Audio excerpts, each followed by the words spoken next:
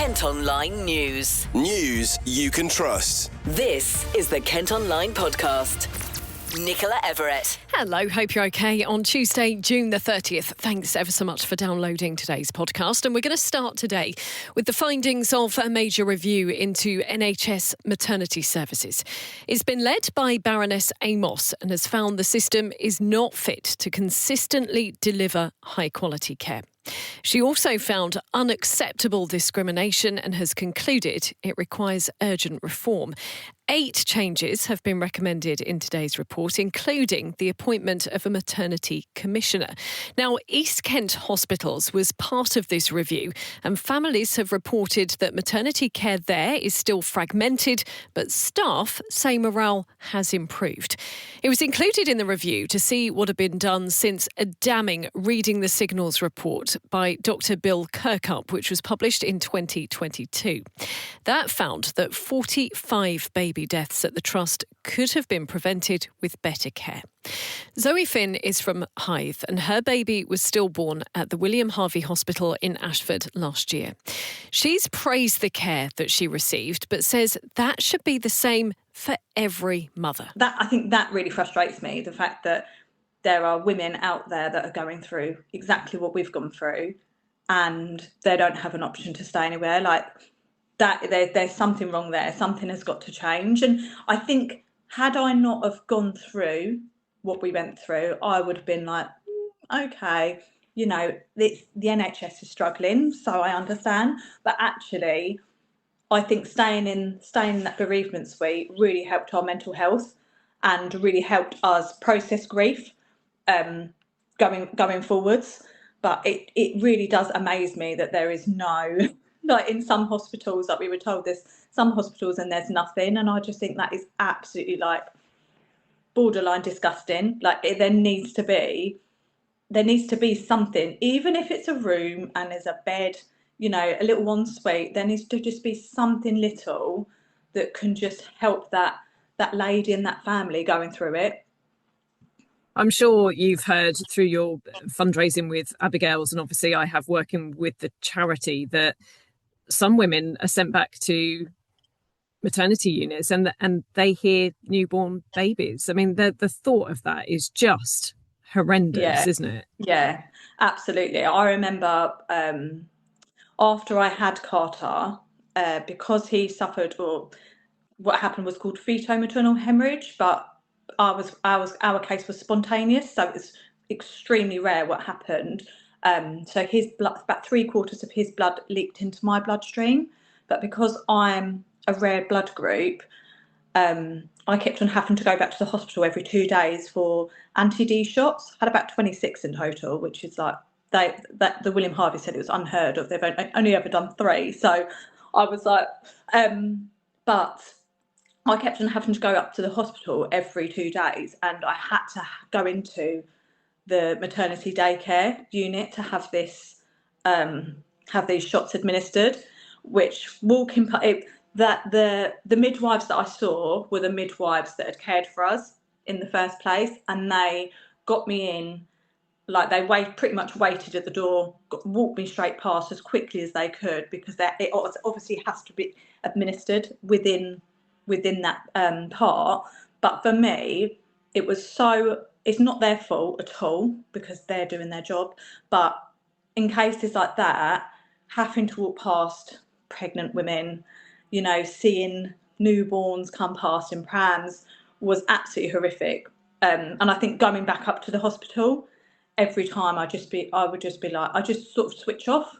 Like I've always been very maternal. If I see a baby, I'll be like, oh, that's like, look at that little baby. Whereas now I just sort of have to look away, because it's really, really triggering. And you really don't think about the things that are going to trigger you. Adverts on the telly, you know, like families, hearing a baby cry. Like for me, why is that triggering? Because we never heard Carter cry. How much would it mean to you if this review led to widespread change, and that the treatment you had was the same experience for all mums, and the facilities that you were able to use were the same for all mums? Are you hopeful that this review, because obviously there are some damning findings, will actually lead to some positive change? I hope that no one goes through a loss, but unfortunately that's just life, isn't it?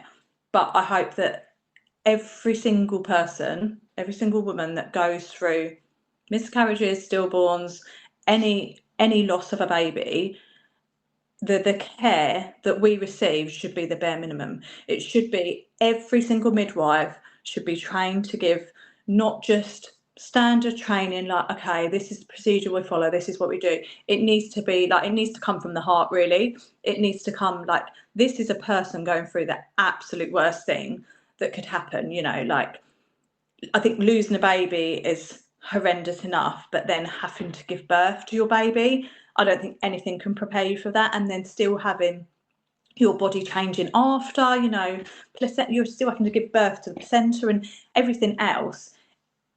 Those women are struggling physically, emotionally and mentally. Like, it should be, that should be the bare minimum, like, for care. It shouldn't be like, why are we in this day and age that we have facilities, we have technology, we have, you know, we're understanding of people. Why are women still getting bad care? Like, that's not acceptable.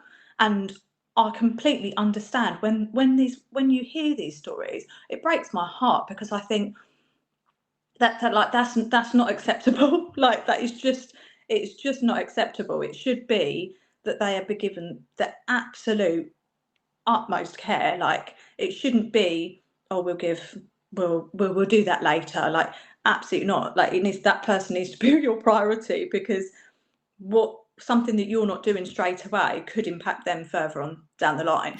We're incredibly grateful to Zoe for chatting to the podcast today. Now, Dr. Des Holden is the acting chief executive for East Kent Hospitals. He's issued a statement and it says, today's report identifies a number of positive changes within our maternity service since the publication of Dr. Bill Kirkup's Reading the Signals investigation in 2022. It also describes concerns raised by families and staff that we fully acknowledge and are responding to. It goes on to say we are committed to continuing our improvement programme to ensure long-term, consistent and sustained change in maternity and neonatal care for families and staff. Kent Online News. Other top stories today, and a Dover man who subjected his two stepdaughters to years of sexual abuse has been jailed. Dominic Scott also threatened to kill them if they told anyone about what had happened. The 53-year-old from Winchelsea Street has been locked up for 18 years. Both women have waived their right to anonymity. You can read their story in full by heading to the website. A man's been taken to hospital after being punched in the face outside a pub in Sittingbourne. It happened in West Street on Saturday night. A 23-year-old man arrested by police has been released without charge. They're now searching for a suspect who was wearing a white football t-shirt, blue jeans and baseball cap. Nigel Farage has shared a picture of graffiti in Kent which seems to be calling for his assassination. Words have been sprayed on a wall in Folkestone. The Reform UK leader has previously been targeted with death threats. Police have been contacted for a comment. Now, a leading Kent politician has told the Kent Online podcast that Andy Burnham is the right man to lead the country and reform how local government works. The former Manchester mayor has been setting out his plans for if he becomes Prime Minister, including transferring power away from Whitehall. He also wants to give regions more control over things like transport and housing. I've been chatting to Vince Maple, who's the leader of Medway Council. He's a trailblazer when it comes to things like devolution, which could really add huge value to places like Kent and Medway, not least with things like public transport, which again, lots and lots of people raise with me on a regular basis. Even as a unitary authority, we're limited in what we can do. So more powers from places like that. And if someone's going to be our Prime Minister who's got that experience, that's something I would welcome. Yeah, everyone has been saying what a great job he did in Greater Manchester. Is that the sort of things you would want to see filter into number 10, maybe some of the ideas that he put into place there that could be used across the country? Oh, look, there's no doubt that since this government got elected in 2024, we've seen the kind of accelerated press on devolution, local government reorganisation, not for the sake of it, but actually for the better outcomes. And I think if the person at the top now will be someone who's had a decade of experience of real-time running of those services, learning those experiences. There is no coincidence that Manchester is the fastest growing economic region in the country. That's because of Andy Burnham's leadership. And if he is the next Labour leader, and that's looking increasingly likely, I look forward to working with him in my role here in Medway. Could we have a mayor in Kent then, do you think, going forward? Because there's been a to and fro as to whether that would be a position or not. He was obviously a very successful one. Could he say that actually when this change in how we're all structured is going to come into force, that perhaps mayors do play a part in that? Well, there's two parts to this. We did ask for that originally. We were supportive across our 14 councils of the region of Kent and Medway Council, KCC, and the 12 districts and boroughs. Government said at that time the governance structures, because it would look to the two upper tier authorities, just wouldn't work, because one of us, Medway, is 16% and KCC is 84%. So there wasn't a governance structure that would work. The changes that we'll see in 2028 with local government reorganisation changes that for us. The other thing that's worth saying, and this has kind of almost gone under the radar a bit, government have invited us to consider something called Foundation Strategic Authority. I refer to it in other places like a Diet Coke version of a mayoral authority. You get some of the powers, some of the resources, and many people see it as a stepping stone. Again, 13 of the 14 councils have supported that. Regrettably, KCC didn't. We're waiting to hear back from government to whether that successful bid has come through or whether there's a view on that as well. So absolutely, the quicker we can improve things like skills and public transport for our community here in Medway and across the region of Kent and Medway, it's got to be a good thing. And with a couple of years until another general election, obviously there's a lot of talk about the threat from reform, and where obviously he managed to fend them off in Makerfield.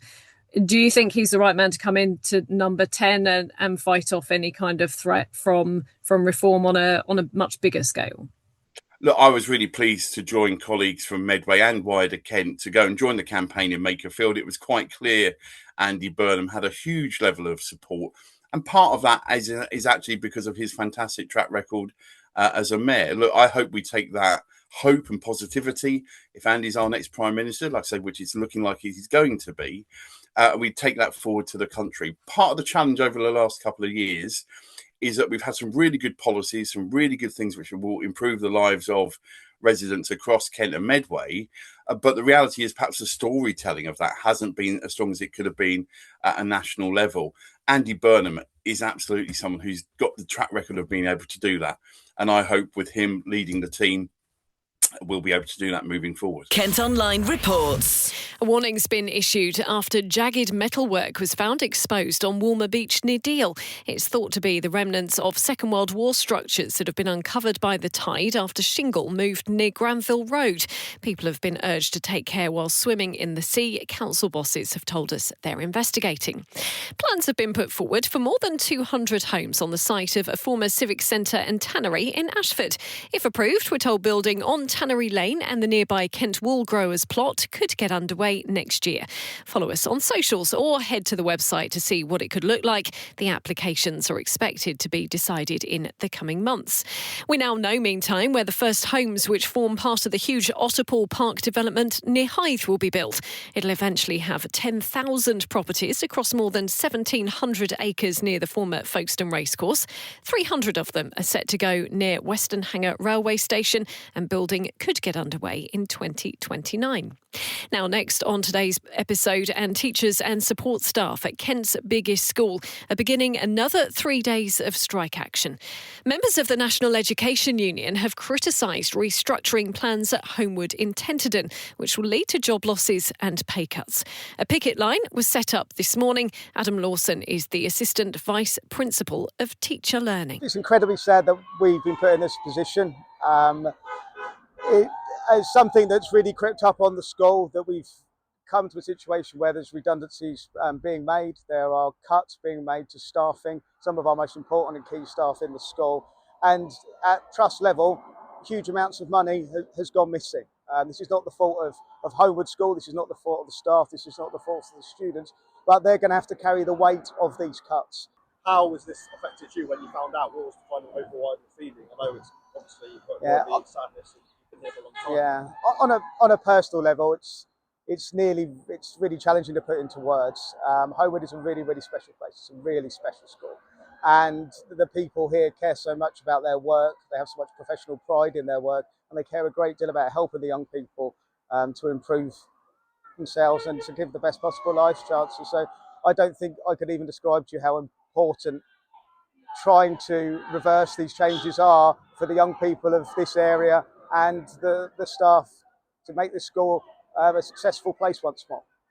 And about the huge impact on the support staff and yourself, yeah, but also the knock-on effect that has to the pupils and the people joining in September. Yeah, I want to kind of summarise how it feels to kind of have that burden on the pupil side of things. How are they going to be feeling, and how is this going to affect them?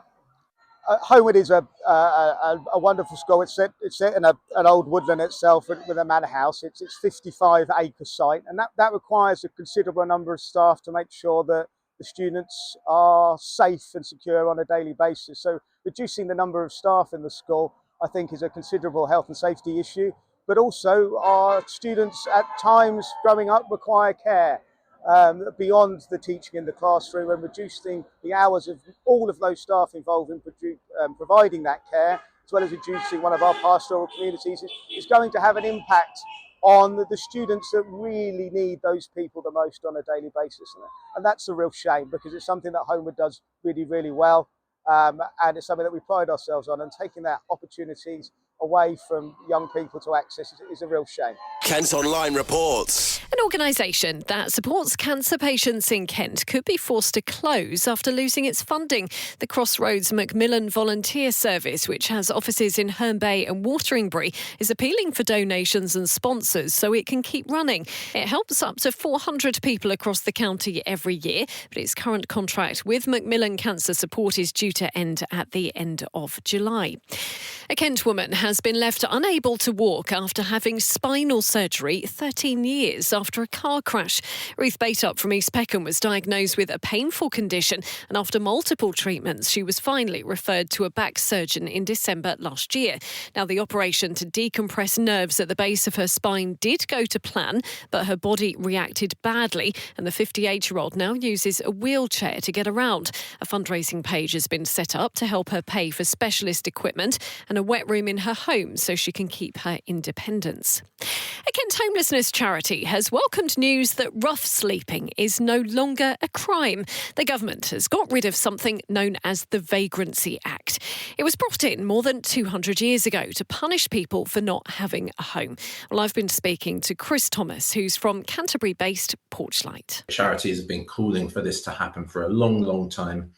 And essentially it's about recognising that people who are homeless, they need to be helped and not treated as criminals. So we're very happy that this has happened. Yeah, as you say, an awful lot of charities are welcoming this news today. What is it going to mean in real terms? What difference do you at Porchlight think it's going to make? Okay, so the Vagrancy Act was around for about 200 years, and it's a very archaic law.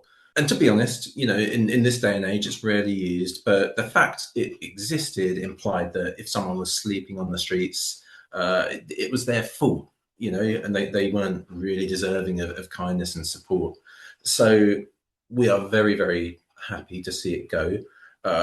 We hope that it signals a shift towards maybe more of a humane approach to helping people.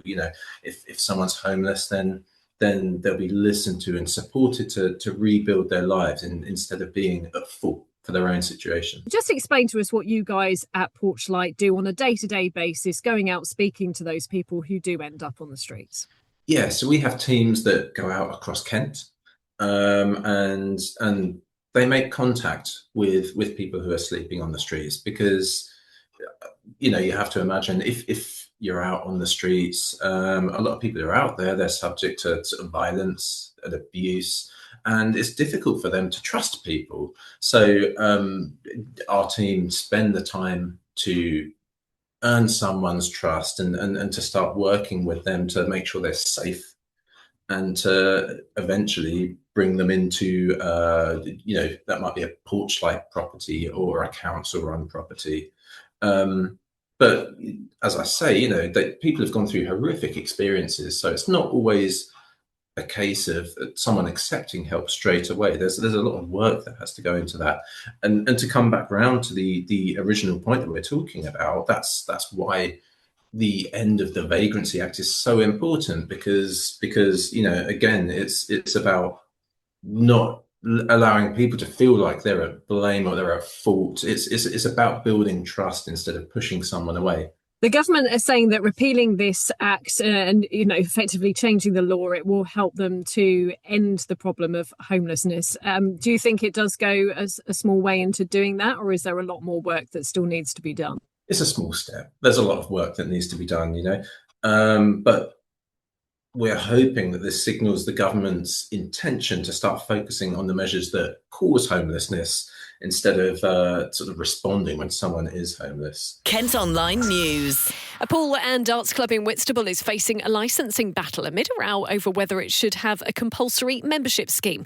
The Arches Club has applied for a premises licence for its new site on Oxford Street so it can sell alcohol, host sports events and play music. The council wants customers to be members, but the club owners think it should be voluntary. It'll be discussed at a meeting tomorrow. The landlord of a pub near Maidstone has criticised a gas company for closing a road for 3 days, affecting his trade. Jason Tharp says the Georgian in Leeds received virtually no passing custom while SGM were repairing a broken gas valve last week. The company says it was a dangerous defect and shutting the road was necessary to complete the works. They've also apologised for any inconvenience. A bid to save a famous First World War tank in Kent has taken a step forward. The Ashford Heritage and Memorial Charitable Foundation has been invited to work with the council on developing a bid for national lottery funding. The Grade 2 listed vehicle is nationally important but has deteriorated over time.